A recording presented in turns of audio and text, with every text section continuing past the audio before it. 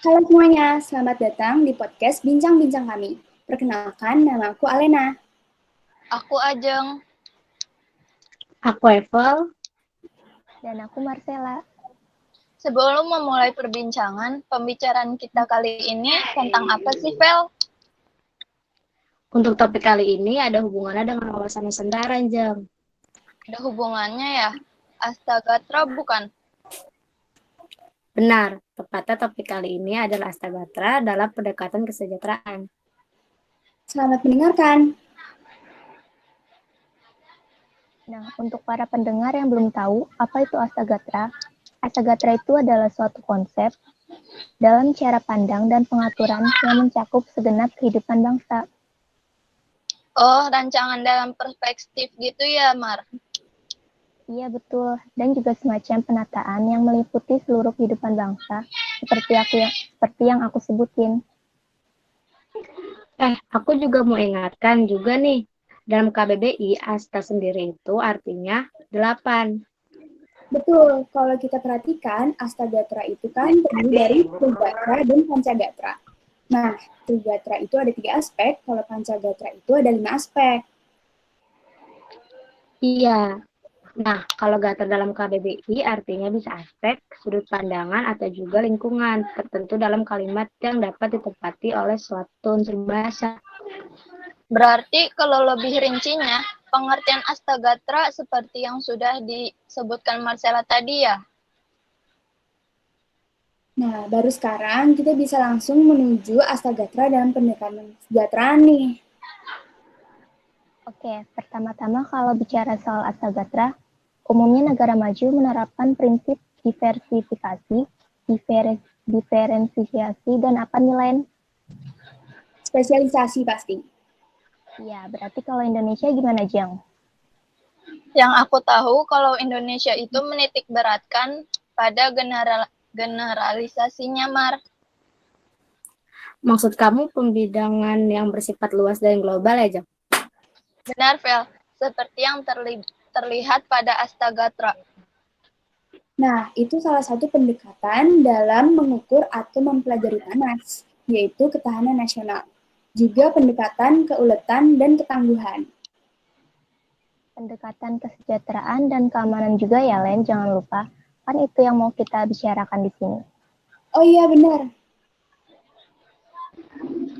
Lanjut ya, Astagatra dalam kesejahteraan dan keamanan punya peranan tergantung dari sifat setiap gatra. Yang pertama sudah pasti gatra alamiah. Gatra alamiah itu ada apa aja? Gatra atau aspek alamiah itu meliputi posisi dan lokasi geografis negara, keadaan dan kekayaan alam, terus juga ada keadaan dan kemampuan penduduk. Kita bahas secara singkat ya. Pertama, letak dan bentuk geografis dulu. Seperti yang kita ketahui nih, wilayah Indonesia itu kan suatu kepulauan.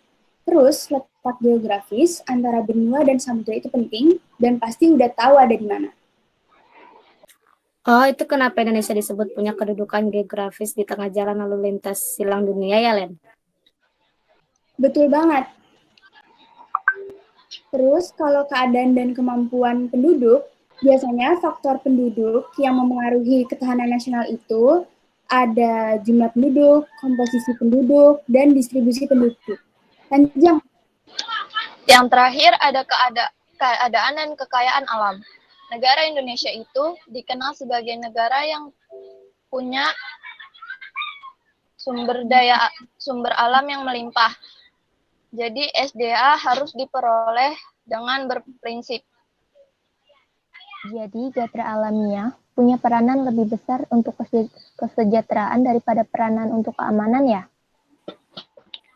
Oh, bukan Mar. Justru kalau gatra alamiah punya peranan sama besar baik untuk kesejahteraan maupun untuk keamanan.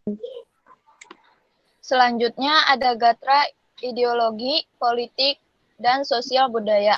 Ideologi itu diartikan sebagai prinsip yang jadi dasar suatu negara. Kalau politik dimaknai seperti asas, haluan, atau kebijaksanaan untuk mencapai tujuan dan kekuasaan. Nah, baru deh.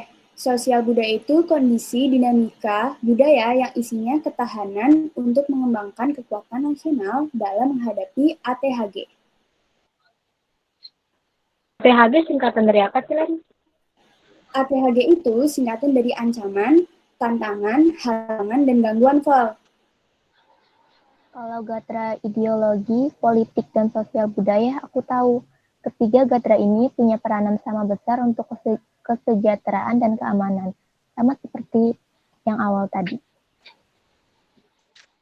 Lanjut, ada gatra ekonomi. Biasanya itu seluruh kegiatan masyarakat dan pemerintah dalam mengelola faktor produksi, distribusi barang juga, dan jasa untuk kesejahteraan rakyat. Kalau sesuai sama kayak yang aku jelasin barusan, pasti tahu gatra ekonomi itu relatif punya peranan lebih besar kemana. Kalau gatra ekonomi pasti relatif punya peranan lebih besar untuk kesejahteraan daripada peranan untuk keamanan. Tepat banget. Terakhir ada gatra pertahanan dan keamanan. Persis kayak namanya, ini adalah keadaan dinamika dalam kehidupan pertahanan dan keamanan bangsa Indonesia.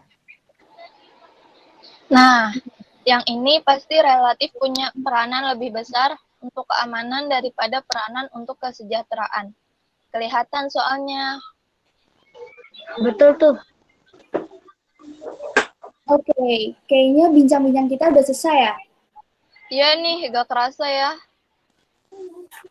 Oleh karena itu, semoga podcast kita dapat menambah info dan berguna bagi pendengar. Mohon maaf jika ada kesalahan kata. Terima kasih sudah mendengarkan.